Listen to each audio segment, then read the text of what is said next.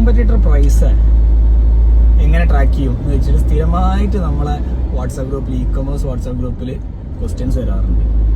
അപ്പോൾ ഇത് സ്ഥിരമായിട്ട് ഞാൻ ഡൈവേർട്ട് ചെയ്യൽ ടോണിയിലേക്കാണ്. ഡാറ്റ ഹട്ടിൻ്റെ ടോണി പറഞ്ഞാൽ ആമസോൺ ഒക്കെ ഓരോ കസ്റ്റമറാണ്.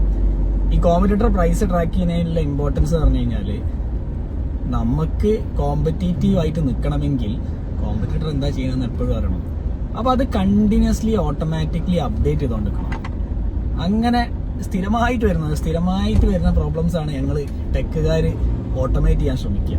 ടോണി ഒരു വീഡിയോ ചെയ്ത് N8 വെച്ചിട്ട് എങ്ങനെ നിങ്ങളെ കോമ്പറ്റീറ്റർ ഡാറ്റ എടുക്കാമെന്നുള്ളത്.